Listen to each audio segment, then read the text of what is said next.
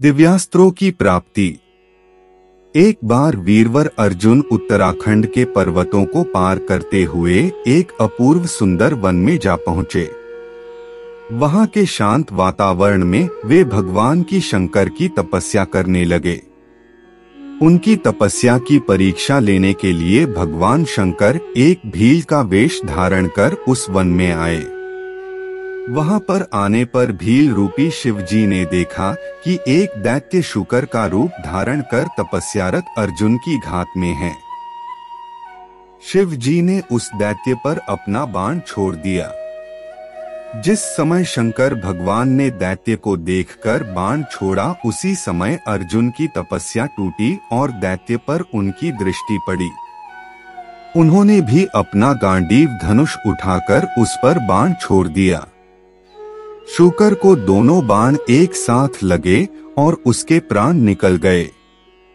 शूकर के मर जाने पर भील रूपी शिवजी और अर्जुन दोनों ही शूकर को अपने बाण से मरा होने का दावा करने लगे। दोनों के मध्य विवाद बढ़ता गया और विवाद ने युद्ध का रूप धारण कर लिया। अर्जुन निरंतर भील पर गांडीव से बाणों की वर्षा करते रहे, किंतु उनके बाण भील के शरीर से टकराट कराकर टूटते रहे और भील शांत खड़े हुए मुस्कुराता रहा।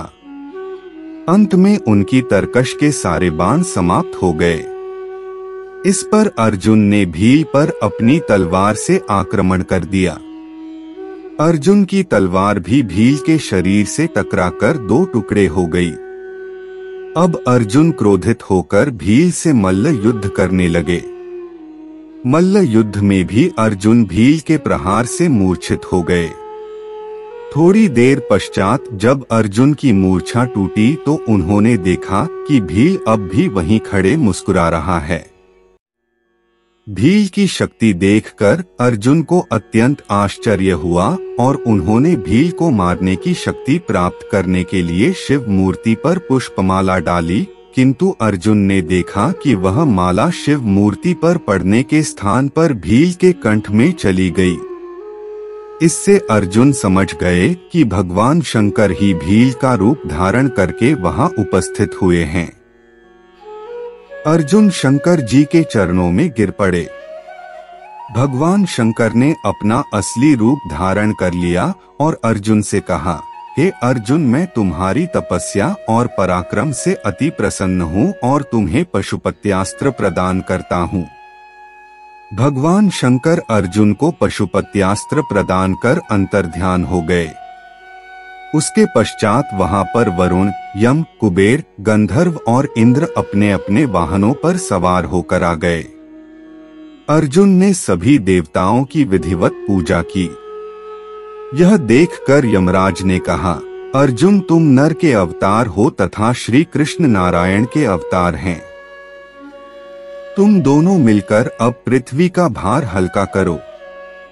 इस प्रकार सभी देवताओं ने अर्जुन को आशीर्वाद और विभिन्न प्रकार के दिव्य एवं अलौकिक अस्त्र शस्त्र प्रदान कर अपने अपने लोकों को चले गए। अर्जुन को उर्वशी का शाप अर्जुन के पास से अपने लोक को वापस जाते समय देवराज इंद्र ने कहा, हे अर्जुन, अभी तुम्हें देवताओं के अनेक कार्य संपन्न करने हैं। आथ तुमको लेने के लिए मेरा सारथी आएगा। इसलिए अर्जुन उसी वन में रहकर प्रतीक्षा करने लगे। कुछ काल पश्चात उन्हें लेने के लिए इंद्र के सारथी मातली वहां पहुंचे और अर्जुन को विमान में बिठाकर देवराज की नगरी अमरावती ले गए। इंद्र के पास पहुंचकर अर्जुन ने उन्हें प्रणाम किया। देवराज इंद्र ने अर्जुन को आशीर्वाद देकर अपने निकट आसन प्रदान किया। अमरावती में रहकर अर्जुन ने देवताओं से प्राप्त हुए दिव्य और अलौकिक अस्त्र शस्त्रों की प्रयोग विधि सीखा और उन अस्त्र शस्त्रों को चलाने का अभ्यास करके उन पर महारत प्राप्त कर लिया। फिर एक दिन इंद्र अर्जुन से बोले, वत्स, तुम चित्रसेन नामक गंधर्व से संगीत और नृत्य की कला सीख लो। चित्रसेन ने इंद्र का आदेश पाकर अर्जुन को संगीत और नृत्य की कला में निपुण कर दिया। एक दिन जब चित्रसेन अर्जुन को संगीत और नृत्य की शिक्षा दे रहे थे, वहां पर इंद्र की अप्सरा उर्वशी आई और अर्जुन पर मोहित हो गई। अवसर पाकर उर्वशी ने अर्जुन से कहा, हे अर्जुन, आपको देखकर मेरी प्रणय जागृत हो गई है, अतः आप कृपया मेरे साथ विहार करके मेरी प्रणय को शांत करें।